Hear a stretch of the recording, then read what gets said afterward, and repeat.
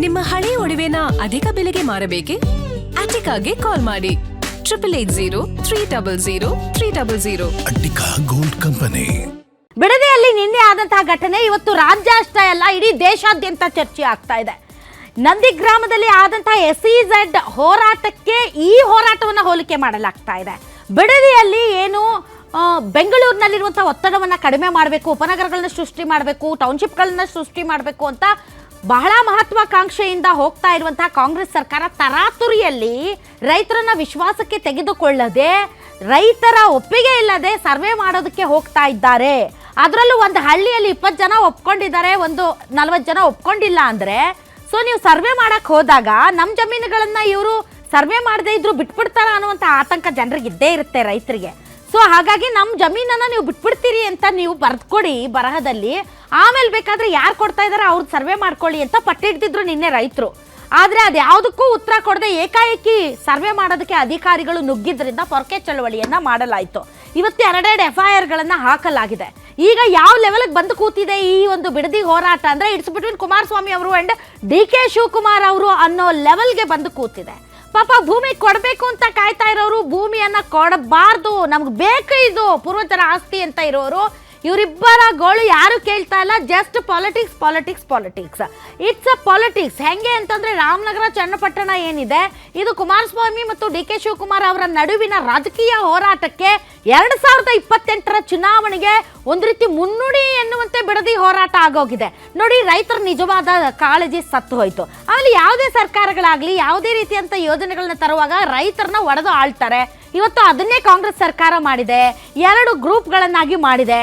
ಇಷ್ಟು ದಿನ 500 ದಿನಗಳಿಂದ ನಾವು ಭೂಮಿ ಬಿಟ್ಕೊಡಲ್ಲ ಅಂತ ರೈತರು ಹೋರಾಟ ಮಾಡ್ತಾ ಇದ್ರು. ಯಾವಾಗ ರೈತರು ಹೋರಾಟ ಸ್ವಲ್ಪ ಜಾಸ್ತಿ ಆಯ್ತೋ, ತಡ್ರಿ ಇವ್ರು ಕೌಂಟರ್ ಕೊಡೋಣ ಅಂತ 2 ವಾರದಿಂದ ಭೂಮಿ ಕೊಡೋರು ಕೂಡ ಒಂದು ರೈತ ಸಂಘಟನೆಯ ಮೂಲಕ ಈಗ ಹೋರಾಟಕ್ಕೆ ಕುಳಿತು ಬಿಟ್ಟಿದ್ದಾರೆ. ಇವತ್ತು ನಡೀತಾ ಇರುವಂಥ ಈ ಪಾಲಿಟಿಕ್ಸ್ ಮಧ್ಯೆ ನಿಜವಾದ ರೈತರ ಕಳಕಳಿ ಏನಿದೆ ಅದು ಮಣ್ಣು ಪಾಲು ಆಗಿ ಹೋಗಿದೆ. ಇವತ್ತು ಈ ದಿನದ ಕಾರ್ಯಕ್ರಮದಲ್ಲಿ ನಾವು ಯಾರು ಸರಿ ಯಾರು ತಪ್ಪು ಅನ್ನೋದಕ್ಕಿಂತ ಸರ್ಕಾರಗಳು ಯಾಕಿಷ್ಟು ನಿಷ್ಕರುಣಿಗಳಾಗ್ತವೆ, ಯಾಕೆ ಸಾರ್ವಜನಿಕ ಸಭೆಗಳನ್ನು ಮಾಡಿ ಬಾಲಕೃಷ್ಣ ಅವರು ಅದೆಲ್ಲ ಕರೆಸಿದ್ರಪ್ಪ ರೈತರನ್ನ.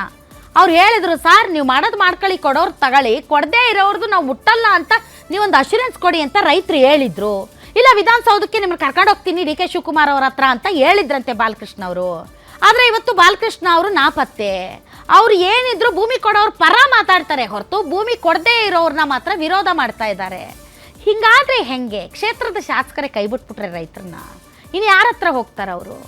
ಆವಾಗ ಕೋಪ ಬರಲ್ವೇ? ಕೋಪ ಬಂದಾಗ ಈ ರೀತಿಯಾದಂತಹ ಹಲ್ಲೆ ಪ್ರಕರಣಗಳು ನಡೆಯುತ್ತೆ.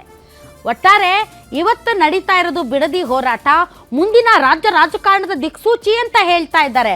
ಈ ದಿಕ್ಸೂಚಿ ಪಕ್ಸೂಚಿ ಎಲ್ಲ ಹಾಳಾಗೋಗ್ಲಿ, ರೈತರ ಗೋಳು ಕೇಳ್ರಿ ಫಸ್ಟು.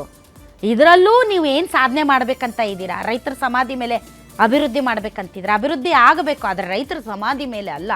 ರೈತರು ಕೈ ಜೋಡಿಸುವುದರ ಮೂಲಕ ಭಾಳಷ್ಟು ಪ್ರಾಜೆಕ್ಟ್ಸ್ ಆಗಿದೆ, ರೈತರು ಕೈ ಜೋಡಿಸಿದ್ದಾರೆ. ಅದೇ ರೀತಿ ಕೈ ಜೋಡಿಸುವ ನಿಟ್ಟಿನಲ್ಲಿ ಸಾರ್ವಜನಿಕ ಸಭೆಗಳನ್ನು ಮಾಡಿ ವಿಶ್ವಾಸಕ್ಕೆ ತಗೊಳ್ಳಿ. ಅವ್ರಿಗೆ ಏನು ಬೇಕು ಕೇಳಿ, ಹೇಳಲಾರ್ದೆ ಕೇಳಲಾರ್ದೆ ಅವ್ರನ್ನ ಗಮನಕ್ಕೂ ತಗೊಳ್ಳಾರ್ದೆ ನಿಮ್ಗೆ ಬೇಕಾಗಿದ್ದೇ ನೀವು ಮಾಡ್ತೀರಿ, ನೀವು ಒಪ್ಕೊಳ್ಳೇಬೇಕು ಅಂದರೆ ಇಟ್ಸ್ ನಾಟ್ ಫೇರ್. ಹಾಗಾದರೆ ಇವತ್ತಿನ ಈ ವಿಶೇಷ ಕಾರ್ಯಕ್ರಮದಲ್ಲಿ ನಾವು ಬಿಡದಿ ಭೂವ್ಯೂಹ ರೈತ ವರ್ಸಸ್ ರೈತ, ಅಬ್ಬಾ ತಂದಿಟ್ರು ನೋಡಿ ತಮಾಷೆನ.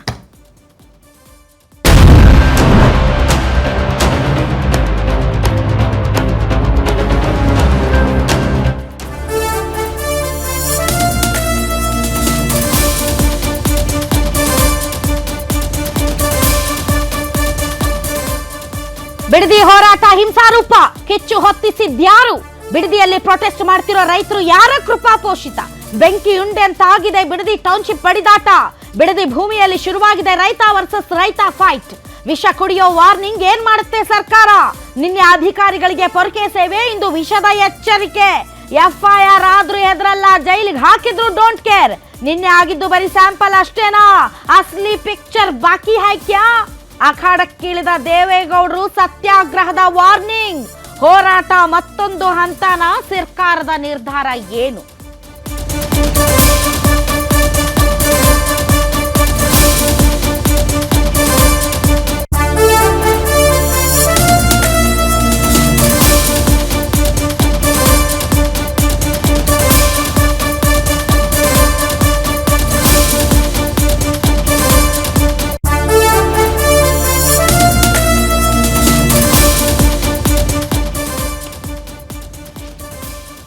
ಹಾಗಾದ್ರೆ ಈ ಒಂದು ಬಿಡದಿ ಹೋರಾಟ ಮತ್ತು ಬಿಡದಿ ಹೋರಾಟ ನಿನ್ನೆ ವಿಕೋಪಕ್ಕೆ ಹೋಗಿದ್ದು, ಪೊರ್ಕೆ ಚಳವಳಿ ಮಾಡಿ ಅಲ್ಲಿರುವಂತಹ ಅಧಿಕಾರಿಗಳನ್ನ ಪೊರ್ಕೆಯಿಂದ ಹೊಡೆದಿದ್ದು, ಎರಡೆರಡು FIRಗಳು. ಇವತ್ತು ಸರ್ವೇನ ನಿಲ್ಲಿಸಿದ್ದೆ ಸರ್ಕಾರ. ರೈತರು ಹೋರಾಟಕ್ಕೆ ಮಣಿಲೇಬೇಕು. ಯಾವ ಸರ್ಕಾರ ನಾನು ಜನರ ವಿರುದ್ಧ ಈಜ್ಬಿಡ್ತೀನಿ ಅಂತಂದ್ರೆ ಅದು ಸಾಧ್ಯ ಇಲ್ಲ. ಈ ಜನಾಭಿಪ್ರಾಯ ಬಹಳ ಗಟ್ಟಿ ಆಗ್ತಾ ಇದೆ. ಇವೊಂದು ಬಿಡದಿಯಲ್ಲಿ ಇರಬೇಕಾಗಿಲ್ಲ, ವಾಸಿಸಬೇಕಾಗಿಲ್ಲ. ಇಡೀ ರಾಜ್ಯಾದ್ಯಂತ ನೋಡ್ತಾ ಇರುವಂತಹ ಜನರಲ್ಲಿ ಒಂದು ಅಭಿಪ್ರಾಯ ಮೂಡ್ತಾ ಇದೆ. ನೀವೇನೇ ಭಾಷಣ ಹೊಡಿಬಹುದು, ವಕ್ತಾರರು ಏನೇ ಸಮರ್ಥನೆ ಮಾಡ್ಕೋಬಹುದು, ಆದರೆ ಜನಾಭಿಪ್ರಾಯಕ್ಕೆ ವಿರುದ್ಧವಾಗಿ ಈಜುವಂತ ಯಾವುದೇ ಸರ್ಕಾರ ನೋಡಿ, ನಂದಿಗ್ರಾಮದಲ್ಲಿ ಪಶ್ಚಿಮ ಬಂಗಾಳದಲ್ಲಿ 34 ವರ್ಷಗಳ ಕಮ್ಯುನಿಸ್ಟ್ ಸರ್ಕಾರ ಬಿದ್ದೋಯ್ತು ಇದೇ ರೀತಿಯಾದಂತಹ ಹೋರಾಟಕ್ಕೆ. ಸೊ ಇದು ಜನಾಭಿಪ್ರಾಯವಾಗುವಂತಕ್ಕಿಂತ ಮುಂಚೆ ಎಚ್ಚೆತ್ತುಕೊಳ್ಬೇಕು. ಹಾಗಾದ್ರೆ ದೇವೇಗೌಡರ ಎಂಟ್ರಿ ಆಗಿದೆ. ಮಾಜಿ ಪ್ರಧಾನಿ ದೇವೇಗೌಡರು ಈ ಹೋರಾಟಕ್ಕೆ ಎಂಟ್ರಿ ಕೊಟ್ಟಿದ್ದಾರೆ. ಅವ್ರೇನು ಹೇಳಿದ್ದಾರೆ, ಶಾಸಕ ಬಾಲಕೃಷ್ಣ ಅವ್ರು ಏನು ಹೇಳಿದ್ದಾರೆ, ಬಿಜೆಪಿ ಏನು ಹೇಳಿದೆ, ಬನ್ನಿ ನೋಡೋಣ. ಅದಾದ್ಮೇಲೆ ನಮ್ಮ ಚರ್ಚೆ ಮುಂದುವರಿಸ್ತೀವಿ. ಒಂದು ಉದ್ದೇಶದಿಂದ ಮಾಡಿದ್ದಾರೆ ಅಂತ ಪ್ರಶ್ನೆ. ನಾನು ಈಗಲೂ ಮುಖ್ಯಮಂತ್ರಿಗಳಿಗೆ ಮನವಿ ಮಾಡ್ತೇನೆ, ನೀವು ಸಿದ್ದರಾಮಯ್ಯನವರನ್ನು ತೆಗೆದು ಹೈಕಮಾಂಡ್ಗೆ ಏನು ಆಶ್ವಾಸನೆ ಕೊಟ್ಟಿದ್ದಾರೆ ಅದನ್ನು ಫುಲ್ಫಿಲ್ ಮಾಡೋದಕ್ಕೆ ನಿಮಗೆ ಬೇರೆ ಮಾರ್ಗಗಳು ಬೇಕಾದಷ್ಟಿದೆ. ಅದನ್ನು ಬಳಕೆ ಮಾಡ್ಕೊಳ್ಳಿ. ಈ ಬಡ ರೈತರು 60,000 ಲೀಟರ್ ಹಾಲು ಕರೆದು ಒಂದು ತುಟ್ಟನ್ನ ತಿಂದವರಿದ್ದಾರಲ್ಲ, ಅವರ ಹೊಟ್ಟೆ ಮೇಲೆ ಹೊಡಿಬೇಡಿ. ನಾನು ಧರಣ ಕೂರ್ತೇನೆ, ನೀವು ಮುಂದುವರೆದ್ರಿ ಅಂತ ಹೇಳಿ ಮಹಾತ್ಮ ಗಾಂಧಿ ಸ್ಟ್ಯಾಚ್ಯೂ ಮುಂದೆ ಧರಣ ಕೂರ್ತೀನಿ ಅಂತಲೂ ಬರೆದಿದ್ದೆ. ನಾನು ಅಪೀಲ್ ಮಾಡ್ತಾ ಇದ್ದೇನೆ, ನನ್ನನ್ನು ಸನ್ನಿವೇಶಕ್ಕೆ ದೂಡಬೇಡಿ. ಮುಖ್ಯಮಂತ್ರಿಗಳು ರೈತರ ಮೇಲೆ ಕೇಸನ್ನ ದಾಖಲು ಮಾಡಿ ಅವ್ರನ್ನ ಬೆದರಿಸಿ ಹೆದರಿಸಿ ರೈತರನ್ನ ಬೀದಿಗೆ ತಂದು ಜಮೀನನ್ನ ಕಸ್ಕೊಳ್ಬಹುದು ಅನ್ನುವ ಭ್ರಮೆನಲ್ಲಿ ಅವ್ರೇನಾರ ಇದ್ರೆ ಆ ಭ್ರಮೆಯಿಂದ ಹೊರಗೆ ಬರಬೇಕು ಅಂತೇಳಿ ತಮ್ಮ ಮುಖೇನ ನಾನು ಆಗ್ರಹ ಪಡಿಸ್ತಾ ಇದ್ದೇನೆ. ಒಬ್ಬ ರಾಜ್ಯದ ಮುಖ್ಯಮಂತ್ರಿಗಳಾಗಿ ರೈತರ ಸಂಕಷ್ಟಕ್ಕೆ ಸ್ಪಂದನೆ ಮಾಡಬೇಕಾಗಿರ್ತಕ್ಕಂಥ ಕರ್ತವ್ಯ ಅವ್ರ ಮೇಲಿದೆ. ಈ ರೀತಿ ದಬ್ಬಾಳಿಕೆ ಮಾಡೋದಕ್ಕಲ್ಲ ನೀವು ರಾಜ್ಯದ ಮುಖ್ಯಮಂತ್ರಿಗಳಾಗಿರುವಂತದ್ದು. ಹಾಗಾಗಿ ಈಗಲೂ ಕೂಡ ಕಾಲ ಮಿಂಚಿಲ್ಲ, ಜನ ಬೀದಿಗಿಳಿದಾಗಿದೆ. ಇವತ್ತು ಬಿಡದಿ ವಿಚಾರದಲ್ಲಿ ಟೌನ್ಶಿಪ್ ಬಗ್ಗೆ ತಲೆ ಕೆಡಿಸ್ಕೊಳ್ದೇನೆ ಉತ್ತರ ಕರ್ನಾಟಕದ ಅಭಿವೃದ್ಧಿ ಬಗ್ಗೆ ತಲೆ ಕೆಡಿಸ್ಕೊಳ್ಳಿ. ನಾವು ಬಲವಂತವಾಗಿ JMC ಮಾಡ್ತಿರ್ತಕ್ಕಂಥದ್ದಲ್ಲ ಇದು. ಯಾವ ರೈತರು ನಮಗೆ JMC ಮಾಡಿ ನಮಗೆ ಸೂಕ್ತವಾದಂತ ಪರಿಹಾರ ಕೊಡಿ ಅಂತೇಳಿ ಲೆಟರ್ಗಳನ್ನ ಕೊಟ್ಟಿದ್ದಾರೆ, ಒಪ್ಪಿಗೆಯನ್ನ ಕೊಟ್ಟಿದ್ದಾರೆ. ಅದಕ್ಕೆ ನಾವು JMC ಮಾಡ್ಲಿಕ್ಕೆ ಹೊರಟಿರ್ತಕ್ಕಂಥದ್ದು. ಫೈನಲ್ ನೋಟಿಫಿಕೇಶನ್ ಆಗಿದೆ. ಅದು ಪುನಃ ಹಿಂದೆ ಬರ್ತಕ್ಕಂಥದ್ದು ಸಾಧ್ಯತೆ ತುಂಬಾನೇ ಕಡಿಮೆ. ಆದ್ರೆ ಇಲ್ಲಿ ಕುಮಾರಸ್ವಾಮಿ ಕೃಪಾ ಪೋಷಿತ ನಾಟಕ ಮಂಡಳಿಯಿಂದ ಒಂದು ದೊಡ್ಡ ಒಂದು ಏನೋ ಅವಾಂತರವನ್ನ ಸೃಷ್ಟಿ ಮಾಡಬೇಕು ಅಂತಕ್ಕಂಥದ್ದು ಕುಮಾರಸ್ವಾಮಿ ಅವರು ಕೂತ್ಕೊಂಡು ಹಿಂದೆ ಎಣಿತಾ ಇರ್ತಕ್ಕಂಥ ವಿಚಾರ ಇದು. ಯಾತಕ್ಕೆ ಮಾತು ಹೇಳ್ತೀನಿ ಅಂತಂದ್ರೆ ನೋಡಿ, ಅದು ಗಲಾಟೆ ಆಗಿ 1 ಅವರ್ಗೆನೆ ಸೋಷಿಯಲ್ ಮೀಡಿಯಾಗೆ ಬರ್ತಾರೆ ಕುಮಾರಸ್ವಾಮಿ ಅವರು. ಸೋಷಿಯಲ್ ಮೀಡಿಯಾ ಮುಂದೆ ಬಂದು ಮಾತಾಡ್ತಾರೆ, ಎಚ್ಚರಿಕೆ ಕೊಡ್ತಾರೆ ಪೊಲೀಸ್ನವ್ರಿಗೆ. ನಾನು ಮುಂದೆ ಈ ರಾಜ್ಯದ ಮುಖ್ಯಮಂತ್ರಿ ಆಯ್ತೇನೆ, ಹುಷಾರ್ ಅಂತಾರೆ. ಅಂದ್ರೆ ಅದು ಬಾಲಿಶತನದ ವರ್ತನೆ ಅಲ್ವಾ ಅದು. ಈಗ ನ್ಯಾಚುರಲಿ ಅಧಿಕಾರಿಗಳ ಮೇಲೆ ಕೈ ಮಾಡಿದಾಗ ಸೋಮೋಟ ಕೇಸ್ಗಳಾಗ್ತವೆ. ಈಗ ಅದನ್ನ ಕೋರ್ಟ್ ಕಲಿತಾರೆ ಅವರು, ವರ್ಷಾನ್ಗಟ್ಲೆ ಕೋರ್ಟ್ ಕಲಿತಾರೆ. ಪಾಪ ಅಮಾಯಕ ಹೆಣ್ಮಕ್ಳು, ಅಮಾಯಕರು ಗೊತ್ತಿಲ್ದಿರ್ತಕ್ಕಂಥ ರೈತರು ಕೋರ್ಟ್ ಕಲಿತಾರೆ. ಇದು ಕುಮಾರಸ್ವಾಮಿ ಬರ್ತಾರ ಅವಾಗ ಇವರಿಂದ. ನಮ್ಮ ಹೆಣ್ಮಕ್ಳುಗಳು ಅರ್ಥ ಮಾಡ್ಕೋಬೇಕು ದಯಮಾಡಿ. ಆಮೇಲೆ ಯಾವ ವ್ಯಕ್ತಿ ಇದಕ್ಕೆ ಕಾರಣಕರ್ತ ಅದೇ ವ್ಯಕ್ತಿನೇ ಹೋರಾಟಕ್ಕೆ ಇದು ಮಾಡೋದು, ಬೆಂಬಲ ಕೊಡೋದು, ಇದು ದುರಂತ. ಇದು